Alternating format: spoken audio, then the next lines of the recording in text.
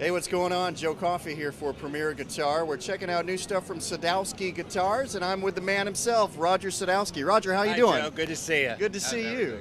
Oh man, it's all good. Just enjoying another NAMM, walking around, checking out some incredible instruments.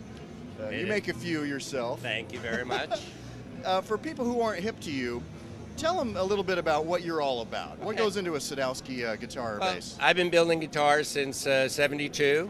Started off doing flat tops, then doing mostly repair and restorations, and throughout the '80s we were like the top pro shop in Manhattan for repairs and restoration. But I've always built, and primarily due to my relationship with all the top players in New York, you know, we've been fortunate enough to earn a worldwide reputation for our instruments. And we make basses and guitars, and I also do some manufacturing in Japan now on a very small scale. And life's been good. Life's been good. I've heard it once said that musicians play your stuff. Well, that's a very nice compliment. That's very nice to hear. Well, why don't you show people what that's all about? Let's look at the new bass line, the Willie bass line, and take us through the features here. Absolutely. So we can see up close what you're.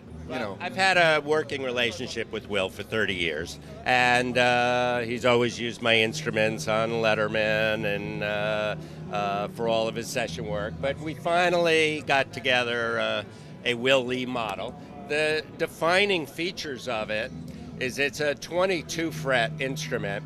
We originally tried to make a go of it at 24 frets, but between the extra 2 frets and the bell cover, which Will uses, he just didn't have enough room to slap. So we had to bring this back to 22 frets as a workable alternative. The nut is narrower than any of my other guitars. Some of the J basses over the years have had narrower than normal nuts, and that was a feel that Will was very comfortable with. So what exactly is that width? It's 1.45 inches, so it's less than 1.5. 1.5 is spec for a J bass nut, so it's under that, very comfortable. And the other thing is I've always had a 2-band EQ on my preamp. I've been making my own preamp since 1990. And we have a treble boost and a bass boost, and it's a FET circuit, not an op-amp circuit.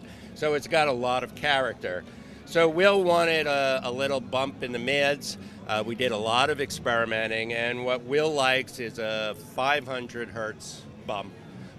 With a wide Q, a wide band as opposed to a narrow band. So we set it up with a switch. You just kick it in or kick it out. If you want to slap, you probably want to kick the mids out. If you want a fuller finger style tone, you kick it in.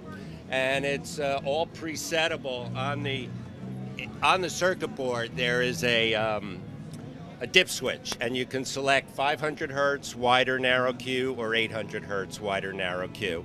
And the assumption is once you dial in your sound, it's just in and out. No cut and boost, no band selection, very simple. Will only wanted 4 knobs on the guitar, so we had to condense everything he wanted in as minimal a package as possible. So I'm very proud. The pickups are true single coils. Most of our other basses, our default pickup is a hum canceling design, but Will likes a true single coil. Cool.